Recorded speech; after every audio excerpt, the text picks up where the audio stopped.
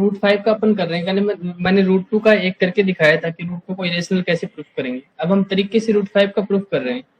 बस एग्जाम में रूट 2 का भी आ सकता है, समझ गए ना मेरी बात को? तो ध्यान रखना उस चीज का भी। तो रूट 2 का, रूट 5 का और रूट 3 का, ये 3 एग्जाम में आने वाले क्वेश्चन है। कभी रूट 2 का पूछ लेता है, कभी रूट 3 का पूछता है और कभी रूट 5 का। इसके अलावा कुछ नहीं पूछता। तो इन तीनों में से किसी का भी पूछता रहता है, बार बार रिपीट करता रहता है। तो आपको इन तीनों का ध्यान रखना। प्रोसेस तीनों की सेम ही है। कल मैंने रूट 2 का थोड़ा सा बताया था, आज मैं रूट 5 का अच्छे से पूरा तरीके से प्रूफ कर रहे हैं अपन। फिर आप मेरे को रूट 3 का सोल्व करके दिखाओगे, ठीक है ना? देखो करते हैं स्टार्ट।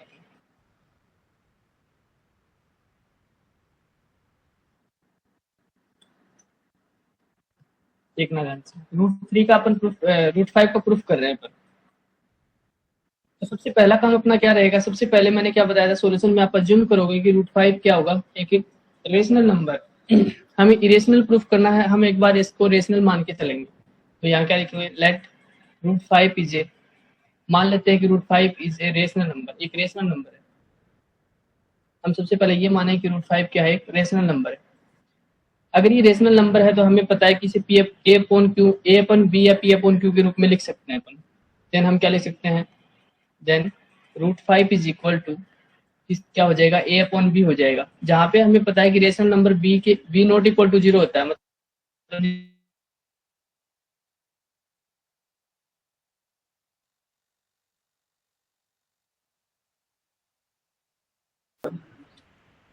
तो हमने किया कि रूट 5 रेशनल नंबर मान लेंगे तो root 5 equal to a upon b, b not equal to 0 होता है। और ए और बी क्या है, इंटीजर है। इंटीजर का मतलब कंप्लीट नंबर है, पॉइंट के नंबर नहीं है, मतलब ये होता है।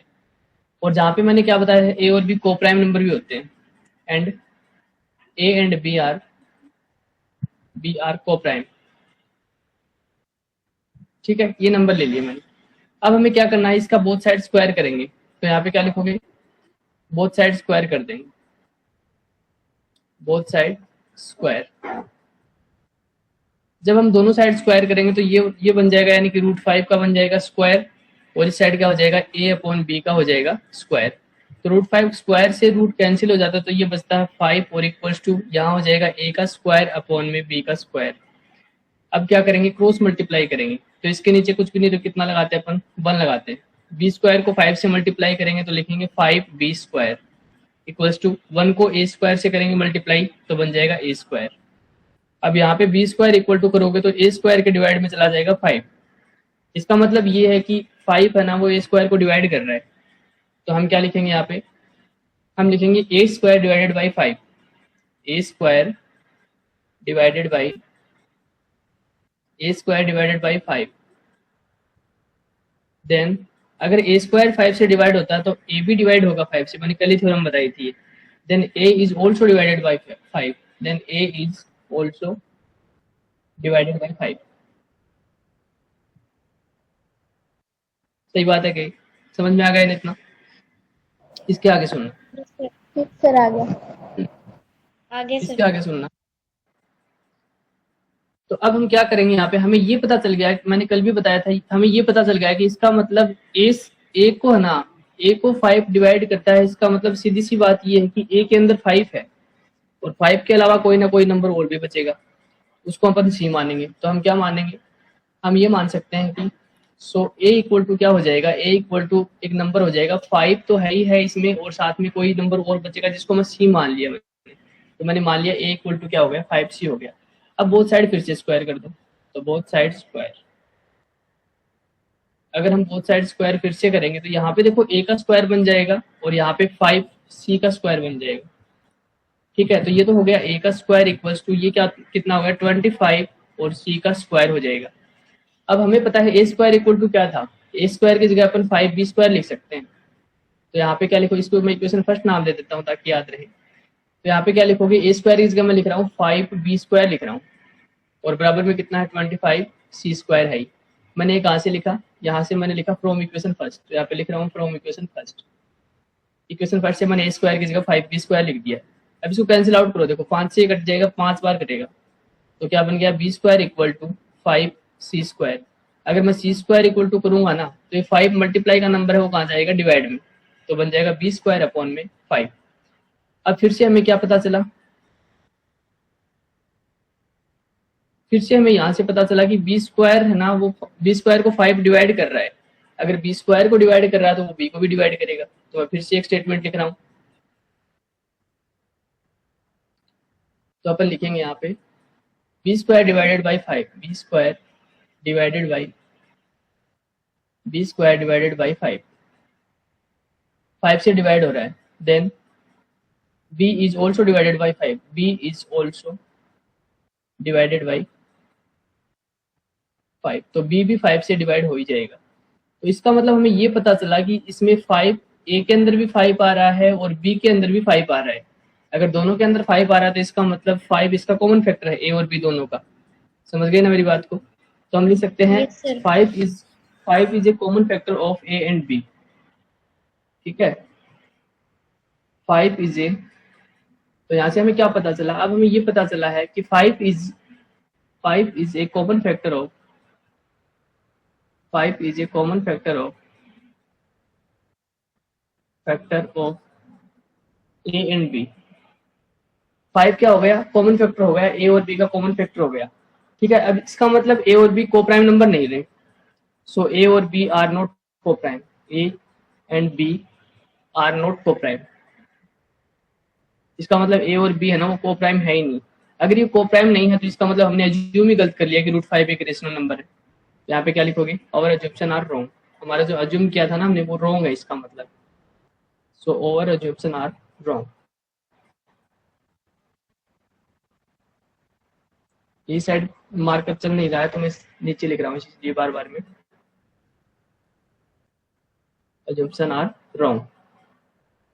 ठीक है, इसका मतलब हमने जो अज्यूम किया ना वो रॉन्ग हो गया। तो अपन क्या लिख सकते हैं, अपन लिख सकते हैं सो √5 is a irrational number, √5 is a irrational number.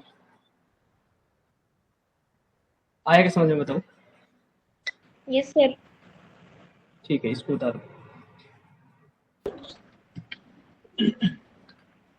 ये वाला देखना, सुनना ध्यान से। इससे पहले मैं थोड़ा सा कुछ बता रहा हूँ आपको, वो समझना, फिर ये समझ आएगा। देखो, आपको ध्यान हो कि हमने सबसे पहले क्या काम किया था कि √5 को एक इरेशनल नंबर प्रूफ करना था। मैंने मान लिया इसको रेशनल, और रेशनल मानते इसके इक्वल टू में लिख दिया ए और बी। ये भी क्या होते हैं, इंटीजर। समझ गए मेरी बात को? यहाँ आ जाते हैं। Yes, sir. हमें सही पता मैंने है कर कि रखा है। कर रखा है, क्या अच्छी बात है। 5 एक रेशनल नंबर है तो 5 को आप a अपॉन बी या p अपॉन क्यू के रूप में लिख सकते हो। कैसे? इसके नीचे 1 लगा दिया मैंने, कुछ भी नहीं होता वहां पे 1 होता है। इसका मतलब ये बन गया p और ये बन गया q। अब ध्यान दो, 5 और 1 दोनों के दोनों ही तो इंटीजर है ना, दोनों के दोनों इंटीजर्स ही है। ठीक है, कल को कोई बोले कि 2.5 रेशनल है कि रेशनल, बताना मेरे को एक बार, 2.5 रेशनल है कि रेशनल है?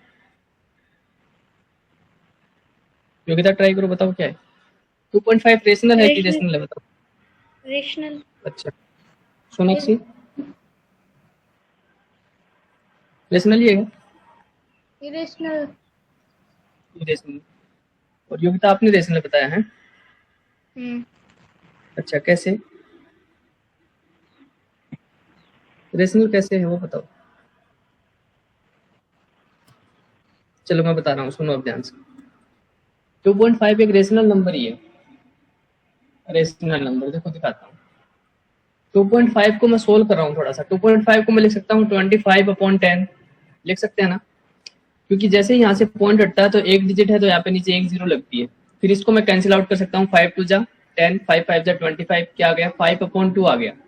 और 5/2 क्या होता है, ये बन गया p, ये बन गया q, तो p/q की फॉर्म आ गई। इसका मतलब ये बन गया रेशनल, जहाँ पे देखो 5 इंटीजर है, 2 इंटीजर है। आ गई क्या बात समझ में? जो नंबर p/q की फॉर्म में लिखे जाते हैं वो सारे इंटीजर हैं, सॉरी वो सारे रेशनल। जो p/q की फॉर्म में लिखे जाते हैं वो सारे के सारे रेशनल हैं। तो ये देखो 2.5 को जब मैं सोल्व कर रहा था तो ये p/q की फॉर्म में आ गया, जहाँ पे p इंटीजर है और q, ये दोनों के दोनों इंटीजर होने भी जरूरी है, तो इंटीजर है ही। तो इसका मतलब ये नंबर कौन सा बन गया, रेशनल बन गया। कोई दिक्कत नहीं आ रही ना? आगे सुनो, अब ये समझ आएगा। देखो, हमें प्रूफ करना है कि 3 + 2√5 इरेशनल नंबर है।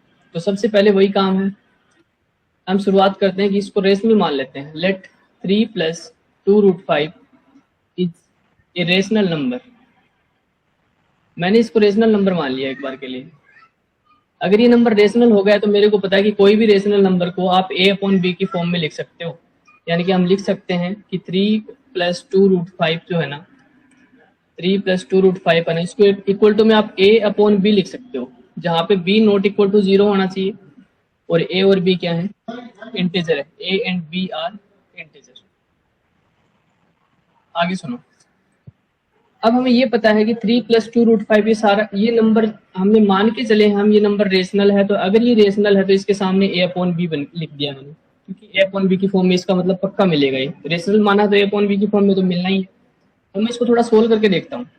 तो मैं इसको सोल्व कर रहा हूँ, मैंने क्या काम किया, सबसे पहले मैं सिर्फ √5 को यहाँ पे रखूंगा, बाकी सारे टर्म धीरे धीरे करके दूसरी साइड भेज रहा हूँ। तो मैं इसको लिख रहा हूँ 2√5 इक्वल्स टू, ये प्लस का 3 जो है वो इस साइड जाएगा तो माइनस का हो जाएगा, यानी कि मैं लिखूंगा a अपॉन बी माइनस का 3 बन जाएगा।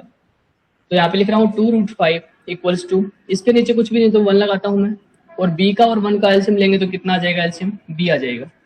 ठीक है क्या यहाँ तक? Yes, इसके sir. आगे देखना, हम यहाँ पे लिख सकते हैं b में b का डिवाइड करेंगे तो 1, और 1 को a से करेंगे तो a, माइनस 1 का डिवाइड करेंगे तो b टाइम्स जाएगा, और b को करेंगे 3 से तो 3b बन जाएगा। या फिर ऐसे सोच सकते हो, a को मल्टीप्लाई करेंगे 1 से, b को मल्टीप्लाई करेंगे 3 से, तो ये बन जाएगा 3b। अब ध्यान दो, मैं 2 को भी मल्टीप्लाई का नंबर है उसको भेज रहा हूँ, डिवाइड में भेजा जाएगा, तो यानी कि √5 इक्वल टू क्या बन जाएगा, a माइनस 3b, और डिवाइड में देखो b तो डिवाइड में था ही, और 2b आ जाएगा, तो यानी कि 2b हो गया डिवाइड में। यहाँ तक कोई दिक्कत? No, sir. आगे सुनो, अब हमें ये पता है कि अगर सारे के सारे नंबर, ये सारे के सारे, a इंटीजर था, 3 भी इंटीजर होता है, b भी इंटीजर था, यहाँ पे 2b भी क्या है, इंटीजर है। अगर हम इंटीजर में से इंटीजर घटाएंगे तब भी वो एक इंटीजर बचेगा। मान लो कि फॉर एग्जाम्पल मैंने 7 में से 7 एक इंटीजर है और 5 भी एक इंटीजर है, अगर मैं इन दोनों को घटाता हूँ तो बचता है 2, तो 2 भी तो एक इंटीजर है। सही बात है ना? तो कहने का मतलब ये है कि रेशनल इंटीजर में से इंटीजर आप घटाओ, इंटीजर में इंटीजर आप जोड़ो, सारे के सारे क्या रहते हैं, इंटीजर रहते हैं। यानी कि अगर मैं इस पूरे को ध्यान से देखूंगा तो ये फिर से p अपॉन q की फॉर्म में, ऊपर जो बचेगा घटाने के बाद क्या बचेगा, p बचेगा, नीचे नीचे भी एक इंटीजर चल रहा है तो नीचे वाला मान लो एक बार के लिए q है, तो p अपॉन q है, तो इसका मतलब ये नंबर कौन सा होना चाहिए, रेशनल होना चाहिए। भाई कोई भी रेशनल नंबर ही p अपॉन q की फॉर्म में आ सकता है। सही बात है ना? Yes, इसका sir. मतलब √5 एक रेशनल नंबर होना चाहिए, जबकि हम अभी भी प्रूफ कर चुके हैं कि √5 तो रेशनल है ही नहीं, √5 तो क्या है, इरेशनल नंबर है। अगर ये रेशनल नंबर है इसका मतलब हमने अज्यूम गलत कर लिया कि 3 + 2√5 पूरा का पूरा ही रेशनल ही नहीं है ये। आई क्या मेरी बात समझ में? Yes, तो हम sir. यहाँ पे क्या लिखेंगे, यहाँ पे अपन ये लिखेंगे कि a b, क्या लिख रहे हैं, a 3 एंड b, a 3 2 भी है इसमें, देखो क्या क्या है इसमें, a है, 3 है, b है और 2 है, ये सारे नंबर है इसमें, ये सारे के सारे क्या है, इंटीजर है। तो मैं यहाँ पे ऐसे लिख रहा हूँ,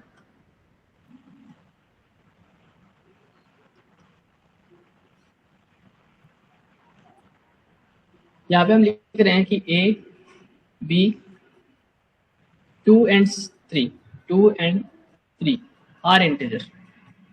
ये सारे के सारे क्या है, इंटीजर है। अगर ये सारे के सारे इंटीजर्स हैं तो इसका मतलब इसके सामने जो है ना, ये √5 जो है वो क्या होना चाहिए, एक रेशनल नंबर होना चाहिए। ठीक है, a b 2 and 3 are integer, then तो इसके हिसाब से तो क्या होना चाहिए था, √5 इज रेशनल नंबर, √5 एक रेशनल नंबर होना चाहिए था, रेशनल नंबर। बट लेकिन हम जानते हैं कि, लेकिन हम क्या जानते हैं कि √5 तो होता नहीं है, वी नो दैट, लेकिन हम जानते हैं कि √5 इज इरेशनल नंबर। √5 तो क्या होता है, इरेशनल नंबर होता है। तो अगर ये रेशनल होता है इसका मतलब हमने शुरुआत ही गलत करी है कहीं ना कहीं, तो इसका मतलब 3 + 2√5 पूरा का पूरा रेशनल ही नहीं होगा। तो यहाँ पे वापस से क्या लिख सकते हैं, our assumption are wrong, our assumption are wrong, हमने जो अज्यूम किया ना वही रॉन्ग अज्यूम किया, इसका मतलब तो क्या हो जाएगा, सो 3 + 2√5 ये पूरा का पूरा रेशनल नहीं होगा, फिर क्या हो जाएगा, इरेशनल हो जाएगा। सो 3 + 2√5 इज ए इरेशनल नंबर, हो गया प्रूफ। Irrational number. आ गया क्या समझ रहे हो? तो यस सर। उतारो तुम। चलो ये समझते हैं, देखना एक बार। लिखा prove that the following are irrationals. हमें प्रूफ करना है कि ये सारे के सारे इरेशनल नंबर है। तो मैं ले रहा हूँ फर्स्ट वाला ले रहा हूँ इसमें। तो सबसे पहले अपने को मानना है कि 1/√2 जो है ना वो इरेशनल प्रूफ करेंगे। तो अपना सेम वही काम रहेगा, मैं इसको रेशनल मान के चलूंगा। ठीक है, सॉल्यूशन कर रहा हूँ, देखना। Let 1/√2 is a rational number. हमने मान लिया कि 1/2 एक रेशनल नंबर है। अगर ये रेशनल नंबर है तो P/Q की फॉर्म में इसको लिख सकते हैं अपन। देन हम क्या लिख सकते हैं इसको, हम लिख सकते हैं कि 1/√2 जो है ना वो इक्वल हो जाएगा A/B के इक्वल हो जाएगा, जहाँ पे B not equal to 0 and A and B are integers. ठीक है, ये हो जाता है। अब मैंने आपको क्या बता रखा है, जिस वैल्यू को आप जानते हो ना सिर्फ उसी वैल्यू को आप रखोगे, बाकी सारी दूसरी साइड कर दो। जैसे हम पिछले में क्वेश्चन में हमने क्या किया था, हमें √5 का पता था कि ये रेशनल होता है, इसलिए हमने सिर्फ √5 को इधर रखा, बाकी सारी टर्म एक साइड कर दी। ऐसे ही हमें करेंगे इस साइड वाला। तो ध्यान दो, मैं इस 1/√2 को लिख देता हूँ, √2/1 लिख रहा हूँ। इसको मैंने पलट दिया, LHS है ना, मैंने उसको पलट दिया, तो LHS पलटेगी तो इसकी RHS भी पलट जाएगी, यानी कि A/B का B/A बन जाएगा। समझ आ गई क्या मेरी बात? इसके आगे देखना। तो यहाँ पे देखो नीचे 1 लिखने की कोई जरूरत होती नहीं है, तो ये क्या बच गया √2 और इक्वल्स टू ये क्या बन गया B/A।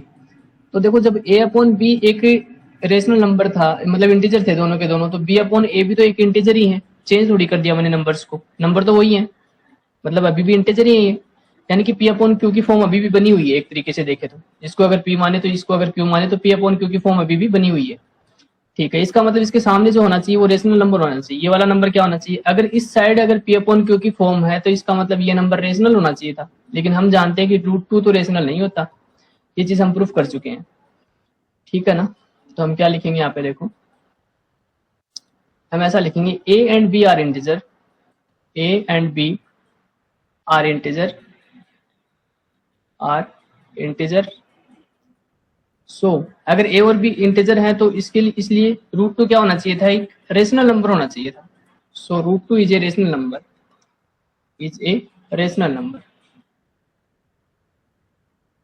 रेशनल नंबर होना चाहिए था। लेकिन हमें पता है, बट वी नो दैट, लेकिन हमें ये पता है कि √2 तो रेशनल नहीं होता। We know that √2 is a irrational number. हमें ये पता है कि √2 तो इरेशनल नंबर है। तो अगर ये इरेशनल नंबर है तो इसका मतलब हमने अज्यूम किया वही गलत कर दिया, जो हमने अज्यूम किया था ना वही गलत किया इसका मतलब। तो यहाँ पे फिर से लिख देंगे ओवर अज्यूम्पशन आर रॉन्ग,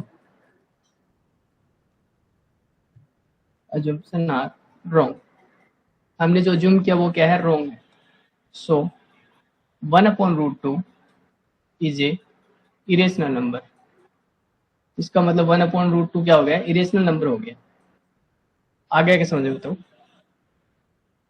चलो उतारो इसको। अगला मेरे को करके दिखाओ, सेकंड का और थर्ड का। सेकंड वाला पार्ट कर रहे हैं अपन। तो हमें प्रूफ करना है कि 7√5 इरेशनल नंबर है। हम मान के चलेंगे कि रेशनल नंबर है, तो हम क्या मानेंगे, let 7√5 is a rational number. इसको मैंने रेशनल मान लिया एक बार के लिए। हर बार यही प्रोसेस रहेगी, आप जो भी नंबर है उसको रेशनल मान लो और P/Q की फॉर्म में या A/B की फॉर्म में लिख लो और फिर आगे उसको सोल्व करो। तो हम क्या लिख सकते हैं, हम इसका मतलब अगर ये रेशनल है तो हम क्या लिख सकते हैं, 7√5 इज इक्वल टू क्या लिख सकते हैं, A/B लिख सकते हैं, जहाँ पे B नॉट इक्वल टू 0 होना चाहिए और A and B are integer. A और B क्या होने चाहिए, इंटीजर होने चाहिए, इंटीजर्स। अब यहाँ पे 7 है, इसको भी हटा लेते हैं यहाँ से। तो अपन क्या लिखेंगे, √5 इक्वल टू 7 मल्टीप्लाई का नंबर है, क्योंकि 7 मल्टीप्लाई √5 होता है। तो मल्टीप्लाई का नंबर डिवाइड में भेजेंगे तो A/7 भी बन जाएगा, क्योंकि डिवाइड में B तो था ही और 7 भी चला जाएगा तो 7 भी बन जाएगा। अब आप खुद सोचो कि 7 से मल्टीप्लाई करने पे ये भी तो फिर भी तो इंटीजर ही रहेगा। जैसे मान लो कि एक इंटीजर है 2 और इसको मैं अगर 7 से मल्टीप्लाई कर दूं तो 14 बन गया, तो 14 भी तो इंटीजर है। आगे ना मेरी बात समझ में? इसका मतलब ये अभी भी इंटीजर ही रहेगा। तो ये इंटीजर था ही और इसके अपॉन में भी इंटीजर है पूरा का पूरा। तो अगर इसको मैं अगर P मानूं तो ये पूरा का पूरा इंटीजर है, तो ये Q हो गया। तो फिर भी ये P/Q की फॉर्म में आ रहा है, इसका मतलब √5 P/Q की फॉर्म में आ रहा है। इसका मतलब √5 रेशनल होना चाहिए, लेकिन हम जानते हैं कि √5 तो रेशनल होता ही नहीं है, वो तो इरेशनल नंबर होता है। तो बस अपन यही लिखेंगे, क्या लिखेंगे, A, 7 और B। तो हम क्या लिख रहे हैं, A, B and 7 are integer. A B और 7 क्या है? इंटीजर है, आर इंटीजर्स। अगर ये इंटीजर्स हैं तो ये क्या हो गया? रूट 5 रेशनल होना चाहिए, क्योंकि इंटीजर के सामने रेशनल नंबर होते हैं हमेशा। Integers then root 5 is a rational number. तो रूट 5 इस हिसाब से तो रूट 5 रेशनल नंबर होना चाहिए, लेकिन हमें पता है कि रूट 5 तो रेशनल होता ही नहीं है। बट वी नो दैट हम ये जानते हैं कि root 5 is a irrational number. Root 5 तो इरेशनल नंबर होता है, इरेशनल नंबर होता है। ठीक है, इसका मतलब ये है कि हमने जो अज्यूम किया था वही गलत अज्यूम किया है, क्योंकि हमने शुरुआत ही गलत करी है, तभी तो आगे जाके गलत हो रहा है। तो इसका मतलब हमने शुरुआत ही गलत करी है। तो हम क्या लिखेंगे? और अज्यूमशन आर रॉन्ग। हमने जो अज्यूम किया है ना वही गलत है, अज्यूमशन आर रॉन्ग। तो इसका मतलब जो 7 रूट 5 है ना वो रेशनल होना ही नहीं चाहिए था, वो इरेशनल ही है। So 7 root 5 is a irrational number. अब आ गया क्या समझ में?